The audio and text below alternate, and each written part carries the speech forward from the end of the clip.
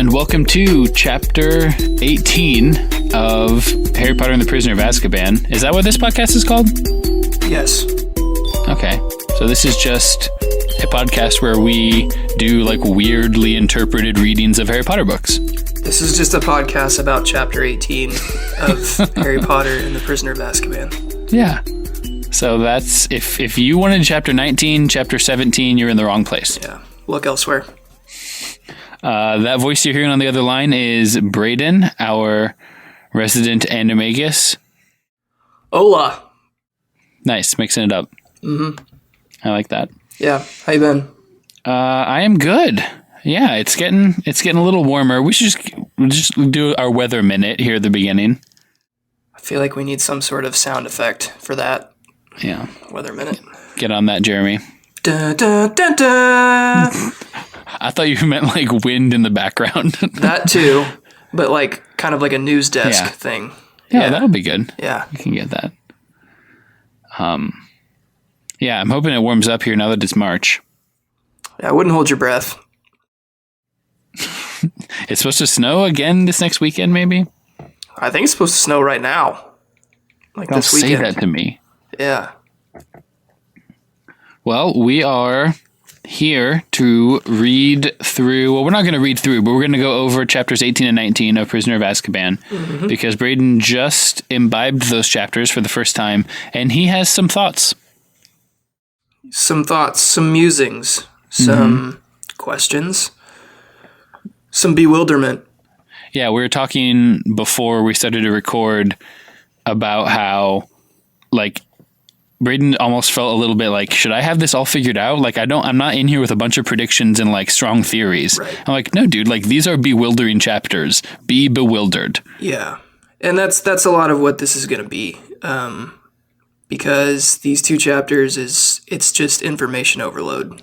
So a lot of this is going to be me processing and making sure that I understand details and have the story straight. And don't you worry, fans, I will be trying to make sure that he gets some of those wrong. Yes. And lead him astray. That's going to happen. Yep. So that'll be good. We want to do a little patrons moment here.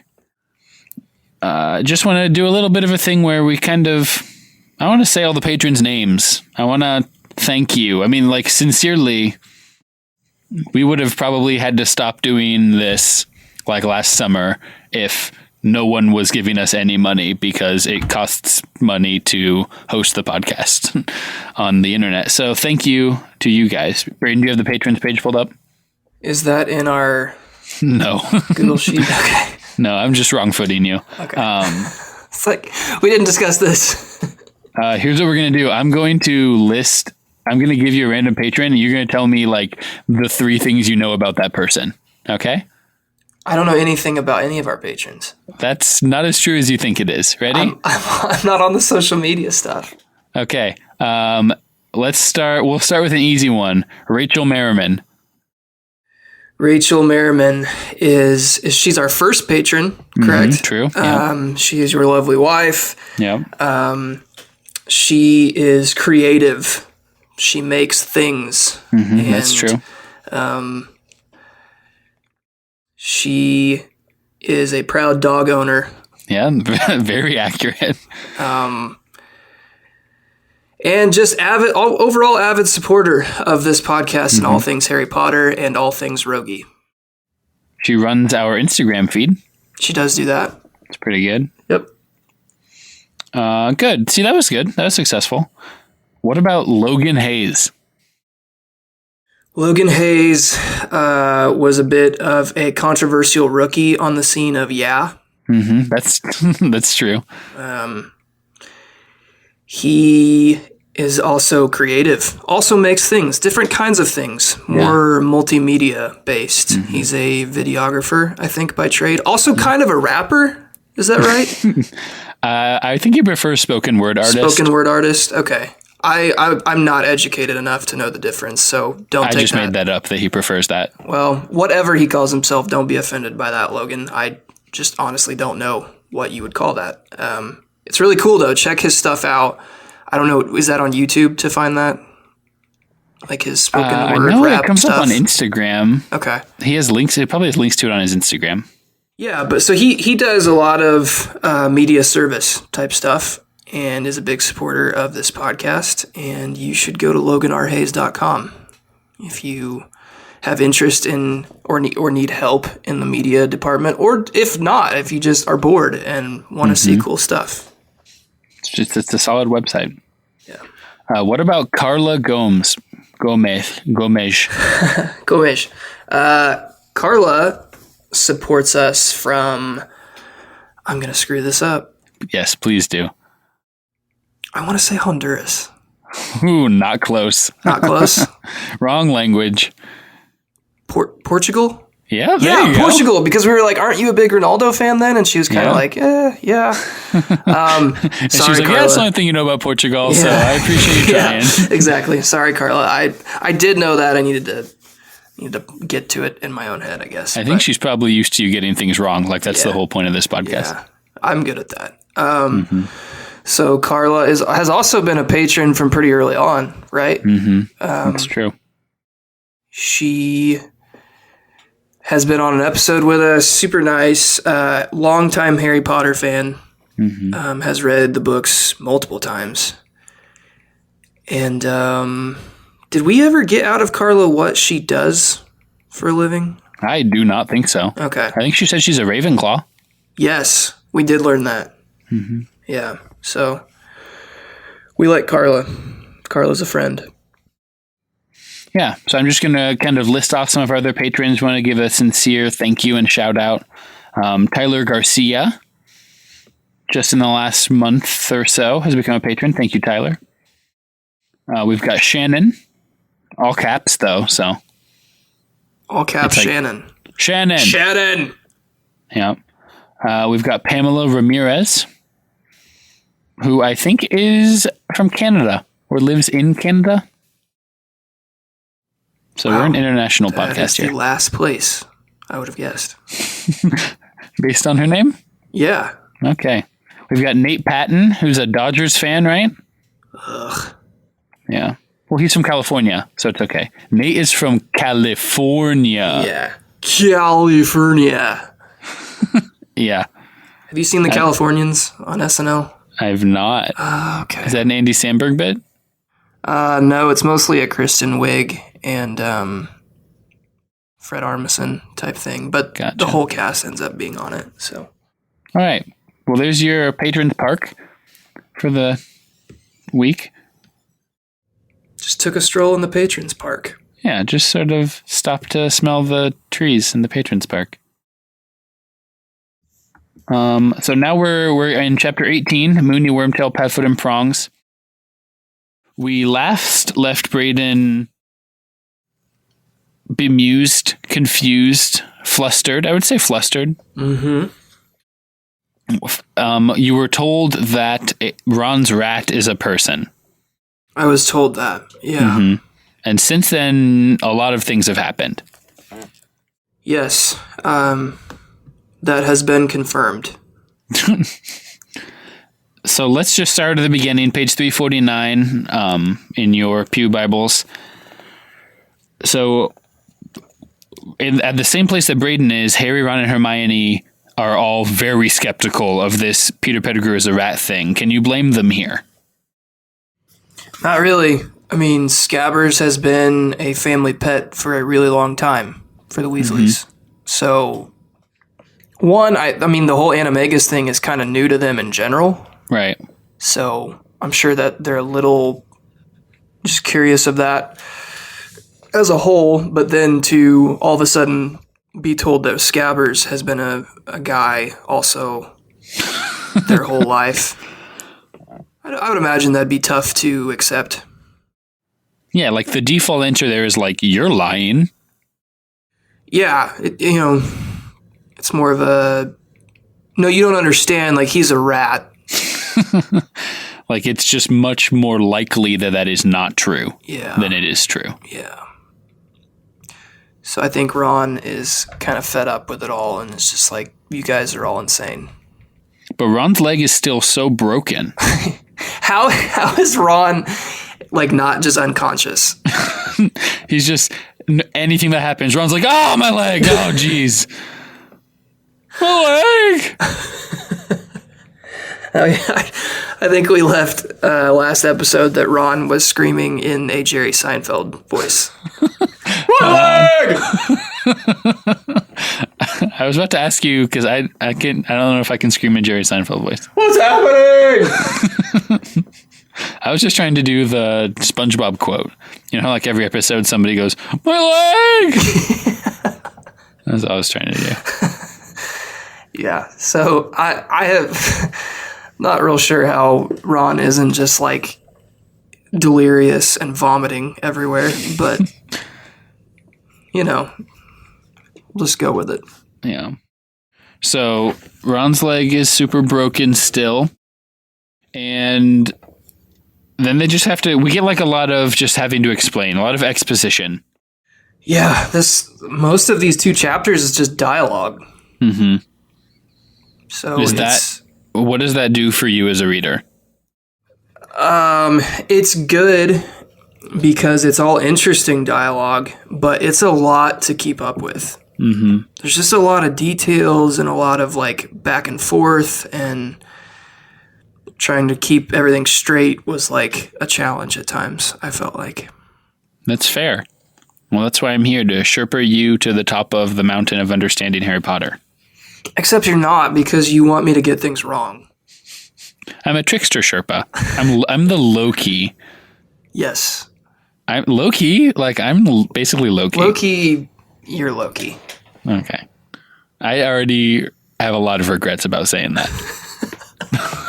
Like a surprisingly high number of regrets. It just didn't even feel good coming out of your mouth, did it? It did. At first I was like, this is good. And I was like, wrong. This was bad. It was like you started with, low key, and you're thinking to yourself, oh, I've got one here. Like, this could be an episode title. It's just a softball coming. And then I was thinking about it being an episode title. And then you said, I'm Loki. And it was like, as it was coming out of your mouth, you were trying to catch it and like put it back in, and just, yeah. Well, good thing Jess can just edit all this out to make me look she's better. Not going to. That's not going to happen. Okay, so we've got Animagus. Anime guy. I've heard it both ways. Anime guy. What is your understanding of this whole situation? You can't trust any human in Harry Potter. They could be an animal. It's not the other way around for you. That's interesting. So you're looking around now and you're like, oh, Flitwick, are you a wasp? Like, it's not the other way around. If it was me, I'd be like, oh, look at this. Look, it's Fang. Who's Fang? I bet Fang is Hagrid's grandpa for some reason. That'd be kind of cool. Yeah, I guess it goes both ways, but who do you interact with more? People, typically. Not everybody. I don't want to make a blanket statement there. There are cat people out there. But yeah, I think you'd almost have to be skeptical of like every professor in the castle. Are you actually an animal? Mm-hmm. McGonagall is. That's so true. We've known this. What is Dumbledore? He's an owl. But he's like a really big owl. Just the biggest owl of all time. And it's like a person-sized owl. Yeah. Just like a creepily large owl. You're like, and I'm uncomfortable with the size of that owl. Yeah. So you be Professor Lupin here. Explain to me, if I'm Hermione, explain to me what's going on here. Peter Pettigrew is a rat. And why? Why is Peter Pettigrew a rat? Oh, gosh. Peter Pettigrew is a rat. Mm-hmm. And Sirius Black is a dog. True. Because they were all good friends with Lupin. Them and James. Yep. And Lupin, as a younger boy, was bitten by a werewolf, turning him into an animagus. Is that correct? Well, turning him into a werewolf. Infecting him with werewolf disease. Okay. So being a werewolf is different. Lupin can't change at will. Oh, right. Okay, so yes, whenever there's a full moon, he's going to turn into a werewolf. It's very painful, lots of screaming, Sure. and he also like can't control himself. Is that correct? So how does this square with what a werewolf was in your head before this? Last week I was like, "What's a werewolf?" and you were like, "It's a big dog." Right? Well, yeah, I think it's a bigger, scarier dog. In my head, they can walk on two legs. Gotcha. Like they can stand upright. But it doesn't go from dog form to person form. No. It's just like have you seen the Muppet movie? I think so, yeah. Okay, so there's this song where it's Jason Sudeikis, right? Is the star? Mm-hmm. And so there's a song where he's trying to decide if he's more Muppet or more man. And it's like, if I'm a Muppet, I'm a very we should all manly ask Muppet. ourselves. And if I'm a man, I'm a Muppet of a man. and then so they bring on like a really like manly looking like a Muppet to be like the very manly Muppet. And then for if I'm a man, I'm a Muppet of a man. And they bring on Jim Parsons from Big Bang Theory. Yeah. Who's like, if a Muppet were a man, that would be what it would look like. And so that's what I'm picturing here with like a dog and a man. Like I'm a dog of a man, or I'm a very manly dog. Okay. I can get on board with that. So he's a werewolf. So he's a werewolf, and that's a problem. Why? Well, because you can't have... Because at this point, he was a student at Hogwarts, right? Mm-hmm. And I mean, you can't have werewolves in Hogwarts. Werewolves, Hogwarts, come on. You just can't. You just can't do it. Why? Why? What's going to happen? He'll kill everybody, right? Yeah. I assume guess. Werewolves just eat children. He got bitten as a kid, so. Right.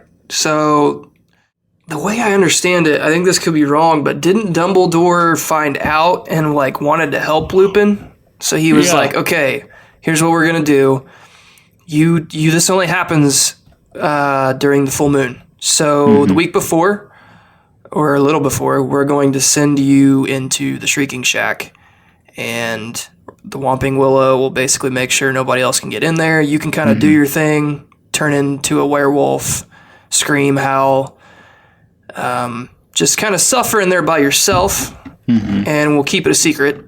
And when you're done, you can come back out and be a normal student. Do I have that right? Yeah, that's the plan. That'll make your werewolfiness safe. Yeah, because it's like, I mean, Dumbledore being the stand-up guy he is like, it's not your fault. You got bit. I think you could still be a good wizard. But really, this is the only way around it. We're going to have to stick you in a closet and let you do your thing. Yeah, once a month. So I feel like that's a pretty good deal. I mean, you can't really say no to that if you're Lupin. So anyways, Lupin's best friends, i.e. Sirius Black, James Potter, Peter Pettigrew, are like, man, that sucks, and we want to help you out. So we'll be animals too. Right. And so they turn into animals. They become anime guy. Yeah, so how does that... I mean, it doesn't really talk about how that works, but what's your understanding of that process of learning how to turn into an animal? I assume it's just a series of, like, spells. Is that wrong? So... Did they explain that? Did I miss that?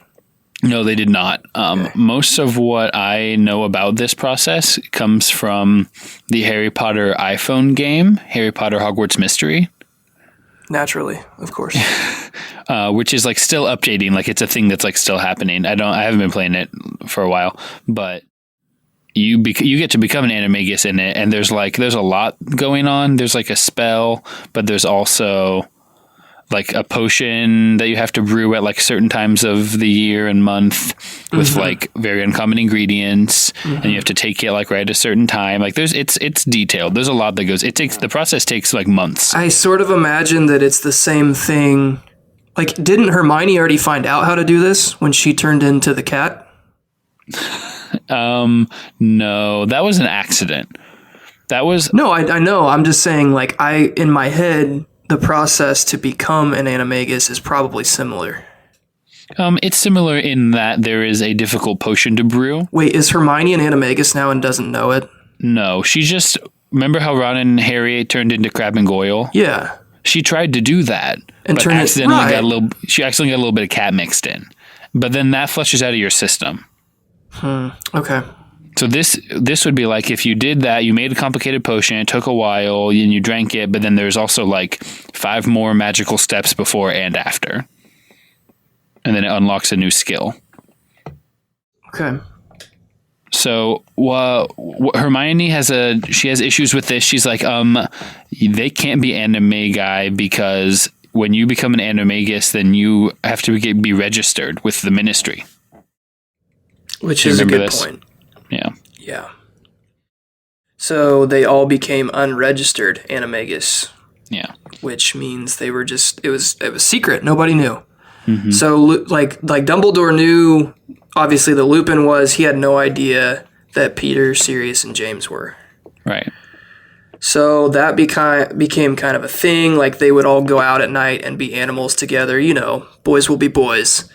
This one does, yeah. Okay, so that brings us kind of up to speed with that, right? Okay, so yeah. And then, yeah, there's a lot of that. There's a lot of explaining this. And that's good. So, boys will be boys, right? Mm-hmm. But what does this strike you? So, like, Hermione is like, that was really dangerous. Like, you could have, gotten away from the others and bitten someone or killed someone. Mm-hmm. Does this strike you? Do you side with Hermione here, or do you side with, like, teenage Sirius Black? I'm kind of with teenage Sirius Black, because, I mean, if your friend is going through this and you're truly friends, like, this is something you would consider. And 2, as a teenage boy, if you could figure out how to turn into an animal whenever you wanted, who's not going to do that? I mean, I would do it. I would do it too. What would you turn into? Oh, I knew you were going to ask that. I think an eagle. Ooh, I would want to be an practical. Eagle. Yeah, eagles are hands down one of the coolest animals of all time. And give me some eagle facts. Hit me with some eagle facts. I don't have a lot of eagle facts for you, but have you ever seen an eagle nest? Don't they weigh like 90 pounds Dude, or something? They're massive. Like, you could lay down in it. No. That might be a slight exaggeration, but I'm not kidding you. Like, Hannah and I went canoeing down Sugar Creek with her parents, and we're kind of rolling past this, obviously all the trees on the bank, and her dad's like, hey, check that out up there. And I mean, it looked like something man-made, like a tree house. There's a tree house. I do love tree houses. I do too. And oh, man. Should we start a treehouse podcast? Maybe. Where we like Google sweet tree houses and just go, man, look at that tree house. Whoa, get a rope, look at this get a one. rope ladder going up there. This one has a kitchen. Oh, a kitchen? 2 kitchens. There's 2 kitchens? What treehouse? Did you Google this already? No. I'm sincerely... Oh, okay, you're tricking me? I imagine there is one with a kitchen, though. All right, cool. That was a TV show for a while, like Crazy Tree Houses. We should have been hosting it. I know. So, eagle nests are huge. Eagles are awesome. They're American. That's what I would be. Who would you be? For me, there's a lot... It's difficult for me to not say I would want to be a dog. That was my first go-to as well. Yeah. I think that's kind of boring, and I wanted to be able to fly. Right. I get all of that. You don't want to go... See, when you say fly, then I'm like, what can I don't want to say that too. Plus, I'm scared of birds, pretty much all birds. So... Fun fact. So I'm thinking, I could be like a fish, and now like you can fly and I can swim, but like that's not helpful. I don't know. Maybe a shark? Could you be a shark? I guess I could. Could I survive in fresh and salt water? I mean, I think you could be anything you wanted. It's magic. If I could be like a cool porpoise, I think like I don't want to actually scare my friends. Like if I'm going to be a shark, I want to like be able to swim next to you while you're on an inner tube, like being pulled behind a boat. Like we're going tubing. And as a shark, like I'm drawing a lot of attention to myself. Sure. While I'm doing that. Sure. So maybe I'm like a porpoise. What's a porpoise? Is it like a small dolphin? I don't know. I was hoping you would say that. Is it like a small dolphin? I don't know. Maybe you want to be a dolphin. Everybody likes dolphins. They can jump in and out of the water. They're fast. Mm-hmm. People freak out when they see you. You could like ride a dolphin, I feel like. You can pet a dolphin. Well. You can swim with other humans. You can communicate with those dolphin noises. Yep. Maybe I would be a dolphin. I was trying to think if I wanted to be like a seal. I think it'd be cool to be a penguin. Sure. Really almost solely based on the fact that you could just slide on your belly everywhere. Yeah. That just looks fun. I could almost go turtle at that point. I don't think I can handle being that slow, man. I know like slow and steady wins the race. The tortoise wins, but like... Yeah, but in the water. I'm a sea turtle. Okay. Yeah, that could be cool. Okay, we'll workshop it. Okay, so... Where were we? Okay, so we've got animal people. Yeah. And this is basically a chapter about that fact. Yeah, because Lupin is... It took me a while to even understand like why he's talking about this. So basically he's like, look, I'm a werewolf and it kind of sucked, but I had good friends. And so they became animals too. But we didn't tell anybody. And we kind of snuck around and did that for a while. And that is why you should believe me that right there, Scabbers, that's Peter Pettigrew. Right. Do you understand why Peter Pettigrew chose to become a rat? No. He got to choose, and he was like, I'll go rat. I think it's mainly, this is like I don't know if this is the correct term. You can shoot me down. Is this like a literary device for J.K. Rowling? Like, he's a rat because he's a rat as a guy, too. Like, he's just that kind of personality. So it's like a window into who he is. Yeah. Which is a little bit too easy for me. Mm-hmm. Like, I get what she did there, and for a children's book, I think that's really clever. But it's like, nobody would actually pick to be a rat. I think, okay, so there's a couple things. One that you might have missed about this. I probably did. Okay. Okay, so on bottom of page 354, it's small, but it's there. So Peter is so small as a rat that he can sneak up to the Whomping Willow and press the button to make it stop. Yeah. So it was kind of like a usefulness thing. There's some practicality there. Yeah. I still think there are other small things you could have been, like a squirrel. Like a squirrel, yeah. So as a rat, I think it then became useful to him after, James and Lily were killed. Mm-hmm. It's easy to then, you're in the sewers, you're a rat, like it's very easy to hide as opposed to a big dog like Sirius. Do you think that he had betrayal on the brain from an early... Well, probably not. They were all friends and kids when they turned into animals. Yeah. I was trying to run the angle of like, did he know that he was going to betray these guys? So he's like, I need to be something small and where I can hide. But that the timeline doesn't fit. Yeah, it's tough because we don't get a lot of concrete information about when did he start working for Voldemort. Mm-hmm.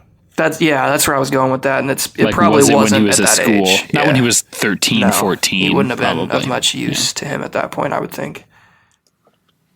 Okay, so then Snape. We start talking about Snape. Yeah, because so to me, Lupin, James, Sirius, and Peter were kind of the quad squad of their age. Sure. Yes, absolutely. And Snape was Neville. Or, not Neville. Snape was Malfoy. Yeah. So they were Malfoy was Snape was constantly trying to figure out what they were doing and be better than them. Mm-hmm. He's just intertwined with them, in the way that your enemy is. He's just part of the narrative. And much the way Malfoy is right now with Harry, Ron, and Hermione. So Snape had kind of had a hunch that these guys were also animals. Do I have that right? I feel like Snape, the first domino that falls is just like Hermione. Snape figured out that Lupin was a werewolf. Yeah. He was like, wait a minute, this guy gets sick every month and at the full moon, and then he has to leave. Mm-hmm. You know what I mean? Mm-hmm. He put those clues together. Right. And then So, like, where is it? On 357, Sirius thought it would be amusing to tell Snape all he had to do was prod the knot on the tree trunk. So then he'd be able to basically, like, say his curiosity, like, confirm his theory. And so now Snape is so mad. Yeah. So this kind of transitions into the next chapter, the Servant of Lord Voldemort. Also, has Snape entered yet? Is he in the room yet? He comes in. He's been in the room. The door opened. How suspicious were you of this door that opened by itself? Pretty suspicious. I had Snape was not who I didn't have anyone in mind, I guess, but like that was legitimately surprising. That was a good plot twist there from J.K. Rowling. Like, Snape used the invisibility cloak, which finally it has come back to bite Harry. Yeah. His reckless, just lack of concern for where that thing is at all times. His disregard. His total disregard for that I'm not trying to be like playing for Snape's team here, but I think Harry needed to learn this lesson with the cloak. Oh, absolutely. So Snape gets in with the cloak. So he comes in on 352. Yeah. So he's listening to this for 5 minutes or for 5 pages. And when he reveals himself, he is peeved. Yeah, he's all sorts of fired up. So what I put in my notes is that from 358 to 361, Snape is on one. Yeah. In my head, like, this scene in the movie, I would think for whoever the actor is that plays Snape is like a pretty important one. Like, you need to be enraged for quite some time. Like the director talking to the actor. Yeah, like, and it needs to be like so believable. mad. Yeah. He's like screaming at the kids. Yeah, calls Hermione a stupid girl. Like, you can't do that. It's just factually inaccurate. Yeah, she's not stupid. She is a girl. But that's true. Not stupid. 50-50 on that one. Yeah. So Snape is just losing it. Is he... from 358, when we talk about this trick where Snape... Or 357, this trick where Snape tried to follow Lupin into the Shrieking Shack. That seems to be one of the big cruxes of his hatred for them. Is that he's just sure that that Sirius was going to let him die. And that, this was a terrible joke to play on me. Does that make sense? Yeah, I guess, so where are you going with that? I'm wondering if that justifies the rage that we see. Like, there's got to be more to it than that, is what I'm saying. Yeah. Because he's apoplectic. So you're thinking that it's the hatred, there's more to the hatred than just this practical joke. It seems right. I mean, what do you think? I do think, that makes complete sense. Like, to me, something bigger happened between this group of friends and him. Well, I don't know. I guess if you feel like, I don't know, this practical joke that you guys are going to play on me definitely would have killed me. That's crossing the line. That's crossing the line, for sure. But he's held on to a grudge They're habitual line steppers. Well, I guess 12 years, right? Well, that's plus. How long Harry's been alive. Yeah, plus like 15. Yeah.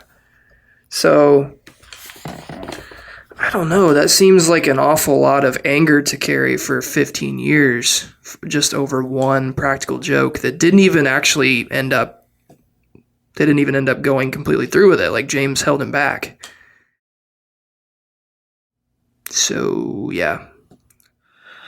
Yeah, Snape's mad.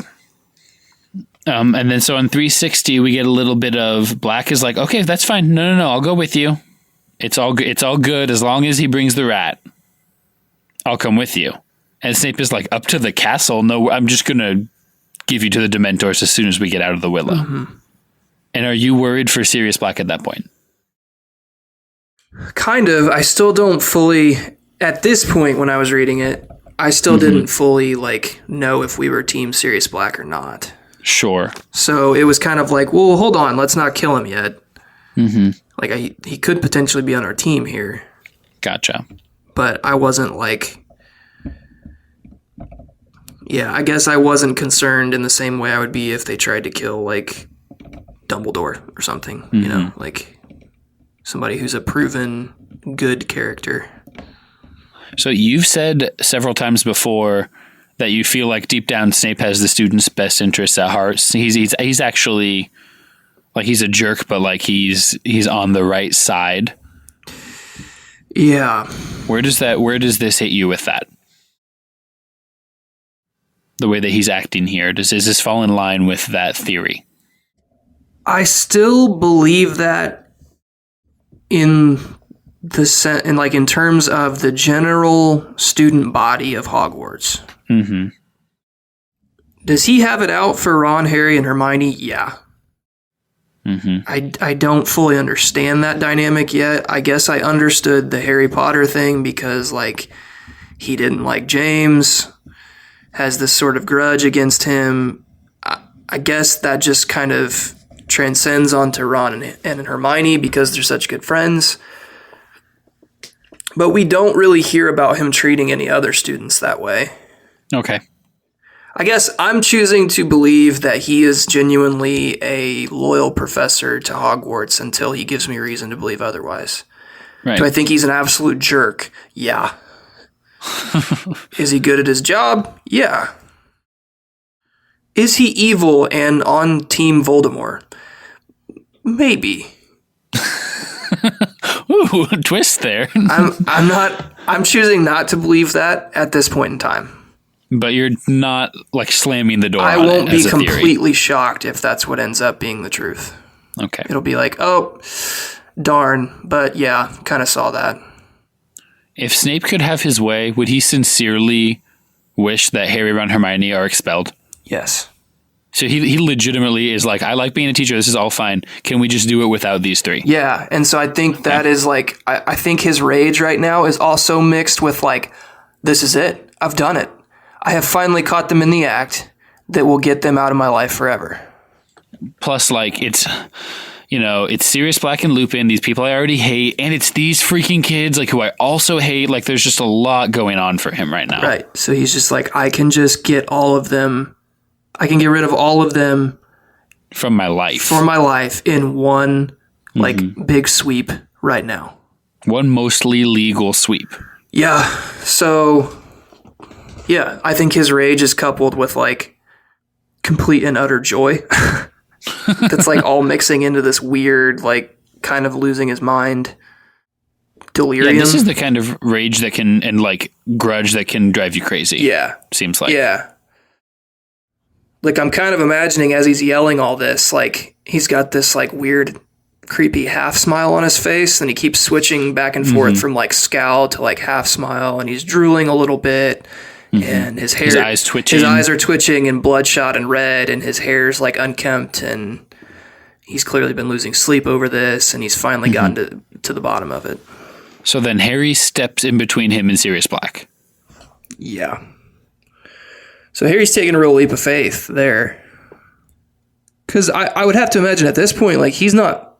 Well, I think we see that in the text later. Like, he's not fully on board with Sirius Black or Lupin yet. Yeah. He's probably a little more trusting of Lupin just because I think he mentions later in this chapter, like, look, if Lupin was going to kill me, he'd already done it. He's had plenty of good chances. Well, he says that to Snape at the top of 361. I've been alone with him loads of times. If he was helping Black, why didn't he just finish me? And Snape says, don't ask me to fathom the way a werewolf's mind works. Which is just like, what is that? Is there a word that strikes you as like bigoted almost? A little bit, yeah. Yeah, he clearly thinks Lupin is beneath him because he was bit by a werewolf and is now a part-time werewolf. Like he is, it's like a subhuman situation. Yeah. So that's not great. Not a good look for our guy Snape on that one. No, he It's like I'm trying to give him the benefit of the doubt and find a way to respect him, and he's really working against that. So it's not that you agree with him, but you can see what led to him getting to this place. Yeah. Like you can understand his mindset. Sure. Right. So Harry steps in between them. Harry, Ron, and Hermione all use Expelliarmus on him at the same time and almost kill him. Yeah. So there's just a lot of information that comes really fast at this point. Yeah. So I would have to think that's a cool moment in the movie too. They like all three together just slam him into a wall with their wands. That's going to be good. I mean, I'm pumped for you to see this movie. Yeah. So that's the first thing, the first new piece of information, 362. Even Lupin is like, oh yeah, Sirius, how did you find out where this rat was? Like there's millions of rats in the world. How'd you find it? Did you understand this? He was given a newspaper, right? The Daily Prophet. Mm-hmm. That had the picture of Ron and his family.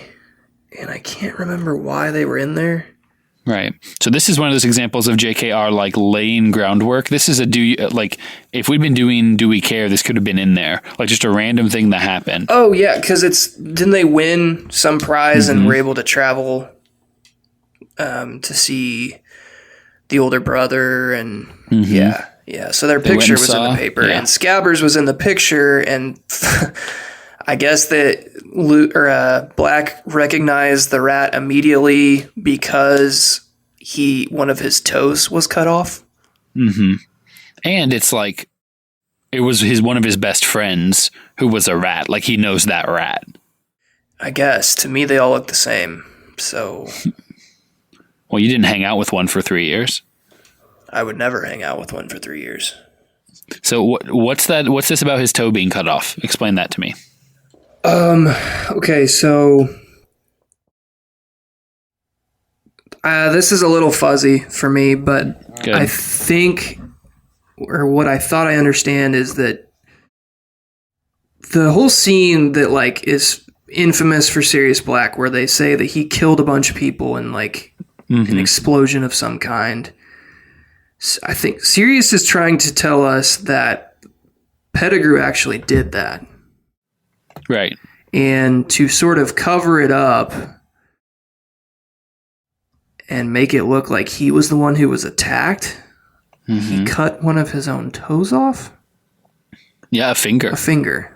Mm-hmm. And that's kind of the running bit that has kept him out of suspicion is like the only thing that was left of Peter Pettigrew was his finger. Right, because you can't find anything, then it's like, wait, where is this guy? Yeah. But you find a finger, and it's like, oh, he got blown up. So he framed Sirius Black. Yeah. Which is that's a twist. That's a lot. Because the whole book has been like leading up to this moment of like, okay, Sirius Black, he killed Harry's parents, he kills innocent people, he's nuts, he's been in prison for 12 years, and he is coming for Harry to kill him. And basically all of that is not true. And you find that out in one chapter. Harry Potter book. Yay. Okay, so now we get into the Crookshanks aspect of this. Explain to me where Crookshanks plays into it. I don't understand that. So, no. Okay, what do you not understand? What do you remember hearing? What is Crookshanks again? Is Crookshanks a person too? Or is he just still a cat? Neither. What? There's a third option. Okay, so this is not fully explained, at least at this point. I may be spoiling this for you. It's not really a big spoiler. So Crookshanks is half cat, half Kneazle with a K.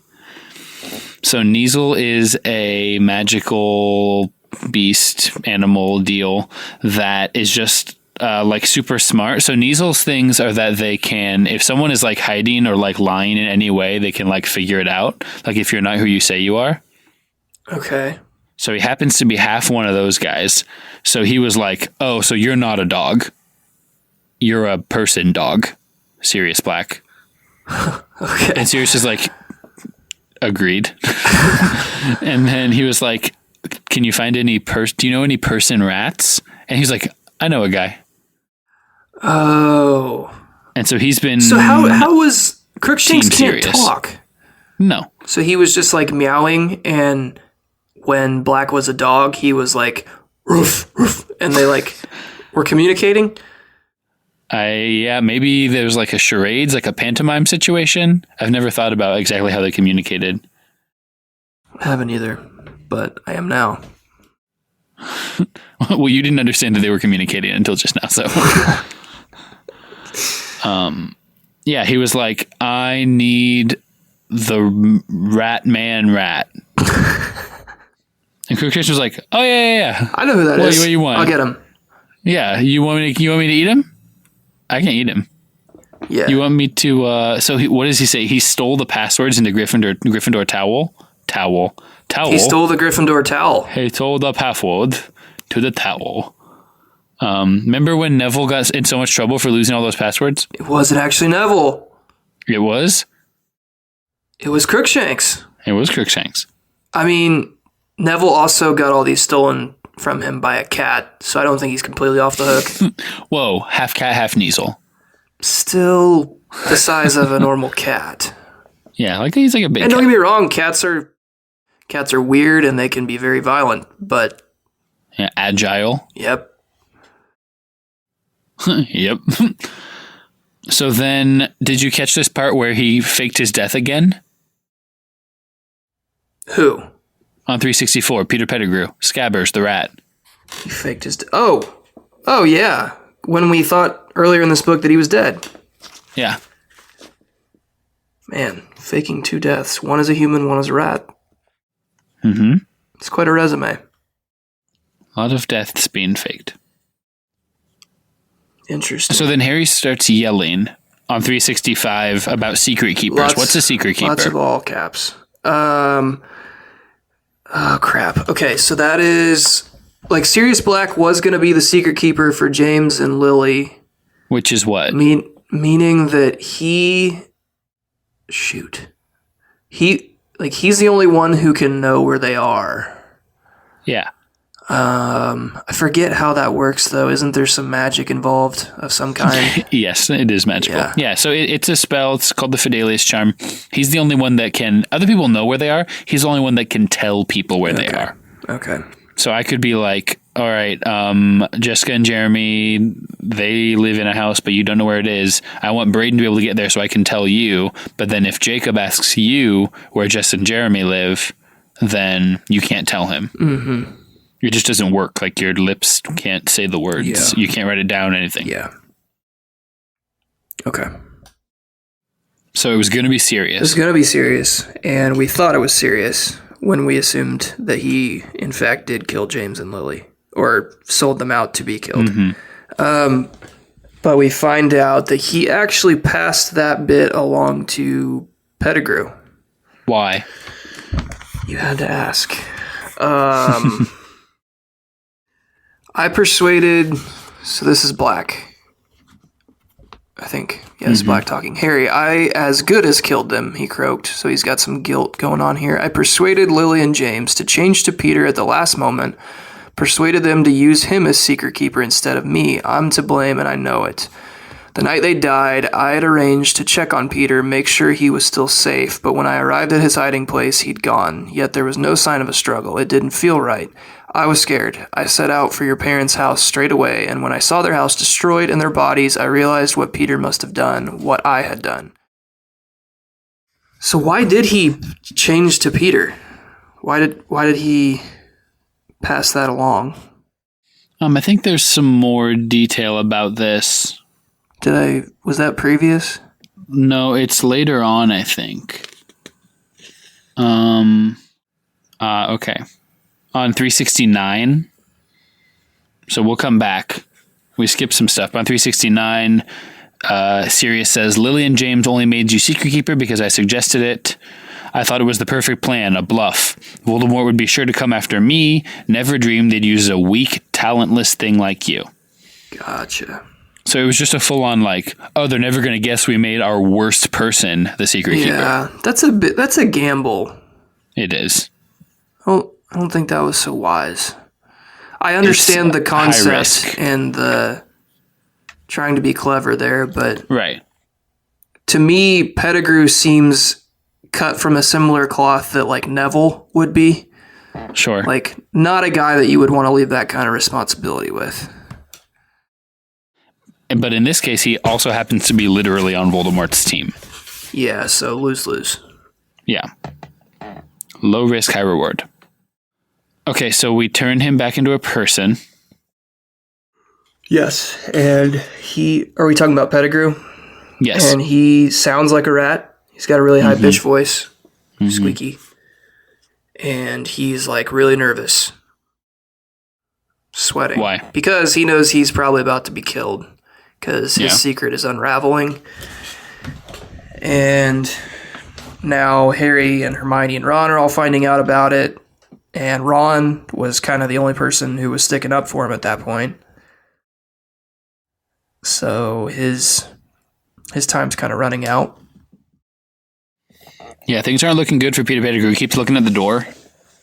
Yeah, his eyes are really shifty and darty, and he knows he's being found out. So we get a little bit of a Peter Pettigrew interview. We want to sort some things out, says Lupin. So what are these things that we learned from Pettigrew, starting at the bottom of 367? He's like, I knew he'd come after me. I knew he'd be back for me. I've been waiting for this. And Lupin's like, really? You've been waiting for him to break out of jail? You assumed that was going to happen? Yeah. So... Okay.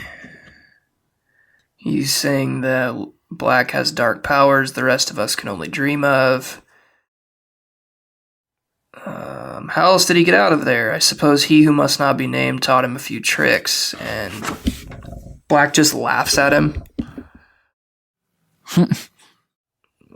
Because he knows that Peter was working for Voldemort, so he's like, the fact that you would try to not even call him by his name is hilarious.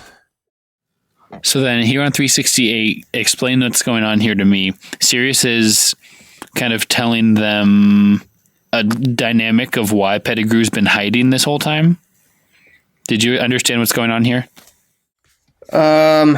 He's hiding from Voldemort's old supporters. Why? He's one of them, though. They all think he's dead, or you'd have to answer to them. I've heard them screaming all sorts of things in their sleep. Sounds like they think the double-crosser double-crossed them. Voldemort went to the Potters on your information, and Voldemort met his downfall there. And not all Voldemort's supporters ended up in Azkaban, did they? Malfoy. Good point. There are still plenty out here, biding their time, pretending they've seen the error of their ways. If they ever got wind that you were still alive, Peter. Oh, yeah. That's problematic, because there's probably a few of them in Hogwarts. Just playing the odds. Yeah. Like, maybe Snape. So the idea here is that the Malfoys for sure. Pettigrew has been hiding, because then Lupin says, I have difficulty understanding why an innocent man would want to spend 12 years as a rat. Right. Because he's been in hiding. Yeah. So, but not from Sirius Black. No, from Voldemort's supporters, which is interesting. And does it make sense as a concept to you? Yeah, it does. I think the evidence is definitely mounting. I like on 369 when Sirius says, when did I ever sneak around people who were stronger and more powerful than myself? But you, Peter, you always liked big friends who'd look after you. Like it's a corollary from like him as a kid with his, strong, charismatic, powerful friends, James, Sirius, Lupin, and then him seeing some of those same traits in Voldemort. Yeah. Yeah, there's just too much. Like, it's almost like Black wasn't completely shocked to find out that, like, Pettigrew was the one who was going to sell him out. Mm-hmm. It's almost like he had been suspicious of him throughout most of their friendship. He's just that kind of guy. Yeah, just kind of greasy, like can't really. I don't know. I don't know if he's insinuating that he never could trust him, or if it's just mostly like it's not hard to see that you would end up doing this. Yeah. I don't know. And then, so the same kind of thing here on 370. Hermione's like, why didn't he just kill Harry? He's been sleeping in Harry's room for the last 3 years. Yeah, we just keep coming back to Hermione with like logical questions to just sort of keep the conversation going. Yeah, it's classic Hermione. So then did you understand why he hasn't killed Harry yet? Not really. Were you asking yourself the same question? When Hermione says that, you're like, yeah, why hasn't he? Yeah, that's how I was with most of Hermione's dialogue throughout these two chapters. It's kind of like, yeah, why that? Answer that one. That is a good point. Yeah. That I was definitely thinking before just now. Yeah. I agree with that and was going to say that. So Hermione, so what Black says in response to that is, well, basically same deal. He wasn't going to, why kill Harry Potter? What does he have to gain? Right. If Voldemort isn't strong. Right. His whole thing is what's in it for me. Well, that and like, if there's nobody to protect me, I'm not going to go do something on, like, just on my own. Like, there's no ounce of Pettigrew that, like, wants the power and the glory for himself. It's more just like, where's my protection coming from? Yeah, he doesn't, like, sincerely side with Voldemort and, like, think everything Voldemort thinks is right. Yeah, and, like, he's a is sidekick. Devoted to him. Yeah. Yeah. He's just like, who am I going to team up with that's going to make sure I'm safe? And so if Voldemort is supposedly not strong enough to do that anymore, then it's like, well, I'm not just going to kill Harry then, because, like, I can't defend myself. Mm-hmm. So I like how every time Sirius gives one of these little speeches, Pettigrew tries to, like, defend himself, but just it gets worse and worse at it. He's like, that's not 100% true. You didn't just totally nail the reason. Right. Because, like, Sirius has been thinking about only this for 12 years. Yeah, my guy's been writing speeches. He's ran through this scenario more than once and has kind of worked out all the details and all the side plots, and he's like, there's nothing that Pettigrew's gonna, like, bring up that he hasn't already thought through. Excuse me. Talk to me about how Sirius escaped from Azkaban. Yeah. So he was basically able to keep himself from going insane because Dementors suck the life out of you by stealing, like, all happiness and happy thoughts from you. Is that fair? Mm-hmm. So, but they also can't see. They go basically off of, like, they can read your feelings and your thoughts. Mm-hmm. Well, I'm picturing, like, a night vision situation or like a thermal sensor. Yeah, that kind of thing. So when Black was in prison, then he knew he wasn't innocent, or he knew he was innocent, so that was keeping him alive, and, like, he was able to keep himself from going insane or keep the Dementors from taking his sanity because that wasn't, like, the happiest thought. It's just a fact. It's just a fact. It's not like where his happiness is sourced. It's just like, I know that's true, and hopefully someday I'll get the chance to, like, prove it. Mm-hmm. So that's part one. And then he can turn into a dog. So a normal sentence. So he's able to, like, sneak out because the Dementors aren't particularly concerned with him because there isn't, like, happiness to be sucked out of. Yeah. And so while they've kind of got their backs turned, he's able to like skinny through the doors of his cell, I guess. Yeah, there must be bars, like a real cell bar thing. I don't know. And was able to escape that way. That's what I understand. Yeah, no, that's exactly right. It's the dog thing is a combination of like helping him to stay a little more sane, gives him some physical advantages. Mm-hmm. And then he sees the paper and he's like, oh, snap. Peter Pettigrew is like chilling right next to Harry Potter, basically. And that just lights a fire under him. Yeah, so he's... all this lines up and is kind of damning of Peter Pettigrew. Mm-hmm. So then Pettigrew does this really gross thing. Do you know what I'm talking about? Starting on 373. Oh, where he starts begging? Yeah. Like one by one. Yeah, he's like on his hands and knees, like asking Ron to save him, saying, haven't I been a good friend, a good pet? So that's weird. That's the best he can do. Like, he actually thinks that, like, that'll work. Yeah. Ron's gonna be like, yeah, guys, don't kill him. He was a good rat to me. Yeah. So Ron's response is, I let you sleep in my bed. Then he says that disgustedly. And Pettigrew responds, kind boy, kind master, and crawled towards Ron. You won't let them do it. I was your rat. I was a good pet. Stop it. It's weird. You're not a rat. Gross. You're a real guy. You don't have a finger. Yeesh. He goes for Hermione. Sweet girl, clever girl. You won't let them. Help me. And she's like, gross. Yeah, ew. Why are you begging? Ew, rats. Ew. Begging rats. And then tries Harry. Which is hilarious. Like, I sold your parents out to be murdered, but you look just like your father, just like him. We were friends. Yeah, it's striking to me that, like, he's trying to beg for his life, and that's all he can think about, is that Harry looks just like James.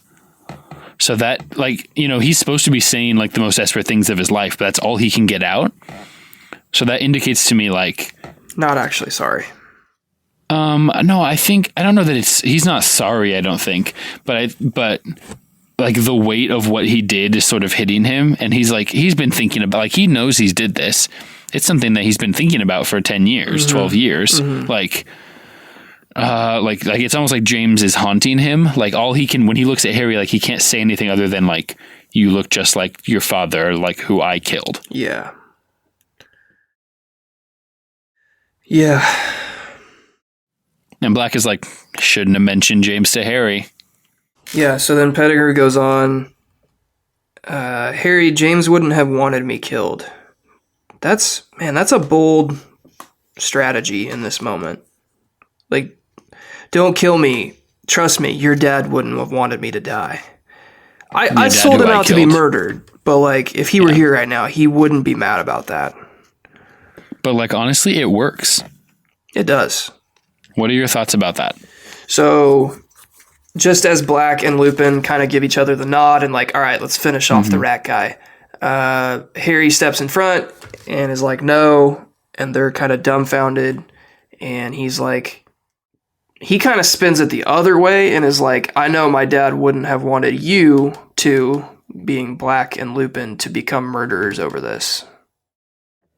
So that tells you what Harry values. Like, this isn't just like the facts. Like, he's like, I get it. Like, I know he's a murderer, but, like, there's something more to this. Like, you can't just murder someone. Yeah, it's like almost a spiritual, like, it's a deep down thing. Yeah, he's like, it's a reputation and an integrity thing, I guess. Mm-hmm. Which is pretty impressive out of a 13-year-old. Yeah. So they end up just deciding, like, well, let's just throw him in Azkaban instead. So, And I think something they say in the movie that isn't a line here that I think is a good point is that Harry basically says, well, plus we need him as proof. We need to take this guy alive up to the castle and show the adults that he's alive, and that's the key that unlocks this whole story. Yeah. Yep, that's valid. That makes sense. Good thinking, Harry. Yeah, so it always strikes me as interesting that he doesn't say that here. It's really just about like I don't want you guys to become killers. Yeah, it's interesting. I mean, that kind of adds a whole nother. I think that takes away a little bit from like, oh, Harry is like a kind-hearted hero. Well, in the book he is. He doesn't say that, He is in the book, and he still is in the movie. But I think that line kind of adds like a. But I'm mostly logical. That's Hermione's role. Right. Which is, still good because it's true and it makes sense. Yeah. So at this point, I wrote down #squad. Because they're just like, they're gearing up and they're, forming a line and they're heading out.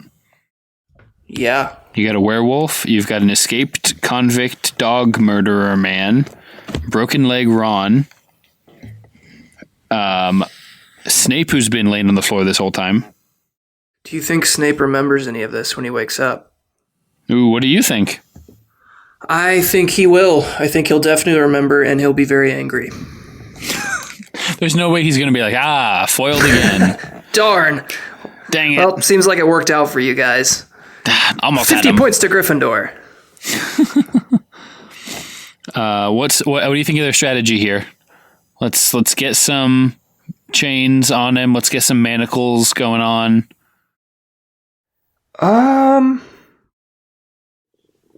Doesn't seem like it'll work out that smoothly. Just from practical walking perspective. And just like we've still got some chapters left in this book, and I feel like if this was the end, like I guess what I'm saying, like where else would we go from here if it just went this smoothly? Like we'd have one more chapter basically to explain like, and here's how they told Dumbledore, and here's how they put him in Azkaban. Classic. And Buckbeak lives, and happily ever after. How does Buckbeak live? I don't know. I don't think he's dead. Interesting. So yeah, that was what I was going to ask next is they get out of the Whomping Willow and then what? Maybe they all get smashed by the Dumbledore? Whomping Willow. And the rest of the books are from Neville's perspective. Yes. I should have been there. Neville and Crookshanks. Yeah. It's just their eternal struggle versus Voldemort. Yeah. So that's what's going to happen? Is they're going to get smashed? No. I think that Voldemort is going to show up in some shape or form. Oh, we've been waiting for it. It hasn't happened yet. I don't think it's going to be him in the flesh yet. I think it'll still be some sort of like, I don't know, like the first book where he was on the back of a guy's head or something like that. But I don't think he's going to let It's going to be like Pettigrew go. Like a diary that has his memory built into it. Yeah, that kind of thing. Like we haven't had a Voldemort sighting yet in this book, and I think there's still room for it somehow. Yeah, that always kind of looms. Yeah. It's on the table. Yeah. Can't forget about that aspect. All right, so we're going to run into Voldemort. I think so. How did he get to Hogwarts? He's been at Hogwarts the whole time. Oh, I wanted to. I had a note that we didn't touch on.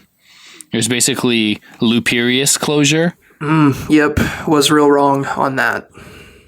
Yeah, but like in spirit, you were kind of right.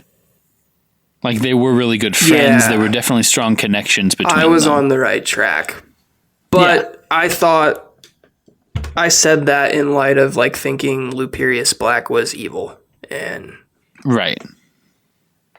Why wouldn't as you? of right now, that's not true. As of right now, so like maybe Lupin's still evil. He is a werewolf. You can't trust anybody who's also an animal. That's a lot of people right now. You can't trust McGonagall? I don't know. We don't know that much about McGonagall. You can't trust Dumbledore? Dumbledore? What are you trying to combine? Dumbledore. Dumbledore / an owl. Okay. Dumbledore, yeah. I think you can trust him. I mean, it's just a giant, terrifying, like, owl god. You know? That kind of thing, yeah. That's fine. Yeah. Do you take anything away? Well, we'll get to that later. Never mind. Any closing thoughts? Any beefs? We were kind of talking about that before we started recording. I feel like chapters like this, where it's just like, here's a ton of information that we're dumping on you now, and like you can process it. Like, doesn't leave a ton of room for beef for me. Yeah. Maybe it should, but I don't know. These 2 chapters, it was more just like, okay, who's who here? Which animal is who? What happened in the past? Why is Snape involved? Like, just a lot of like processing. So I guess if I had to beef, it's not even so much a beef. It's like, I told you, Harry, you have to take care of the cloak better. Just fall back on your classic beef about Harry being bad at having an invisibility cloak. So I didn't know if there was going to be any like beefing about how terrible of a dude Peter Pettigrew is. Like, just in keeping with the story beef. Like, man, my beef is that Pettigrew sucks. I'm not going to disagree with that. But that's not what struck you. That wasn't what struck me, I guess. Sure. He does suck, though. He's the worst. He's pretty bad. I mean, basically killed Harry's parents. Can you imagine you're in like a mob boss like hit situation and you're like, hey, here's where Jig Z is. Go kill him. I can't. The frame of mind you'd have to be to like sell out one of your best friends. You've got to. That's like sociopathy. Yeah, like Pettigrew might have some serious mental disorders. Mm-hmm. Unless, I don't know, was it a jealousy thing their whole life? Like, James is great and I'm just like the guy that tags along. Seems still like a pretty far reach to then come to the conclusion of like, well, tell you what, to get back at him finally and kind of resolve my feelings of jealousy, I'll sell him and his wife out to be murdered, and then I'll feel better. That doesn't. Yeah, like it's hard to say because we don't get to see that. Yeah. So we don't know. Was James a jerk to him? Do we learn more about Pettigrew as like just backstory, or is this pretty much? Oh yeah, let me just tell you all about it. So like basically the whole plot of you could just tell me yes or no. You don't have to tell me what happens. I'm not telling you either yes or no. Okay.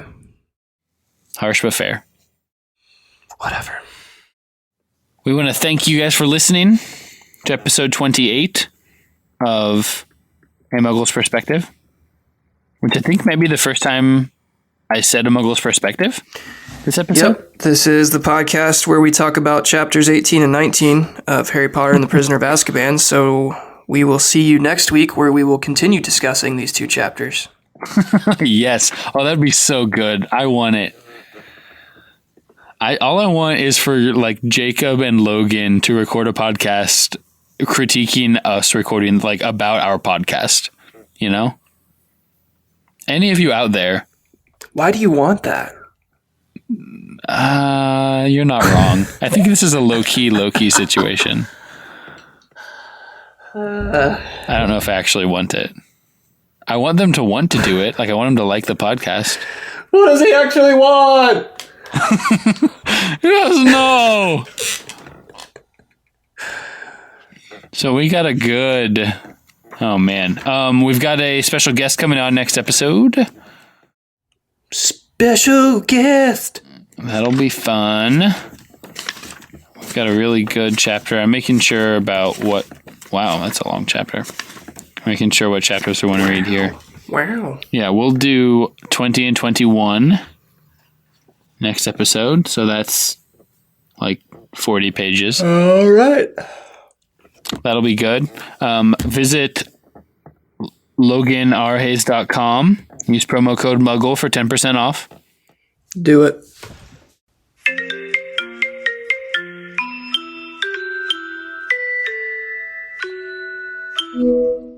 Hey girl, hey. What's up? Oh my gosh, why do you look so down in the dumps? I'm just super upset. What could even be upsetting to you? You're gonna get married. I know. You're engaged. I know, and I'm going to look fabulous, but the problem is... No problem. No, I have a huge problem. A problem? Like a big prob.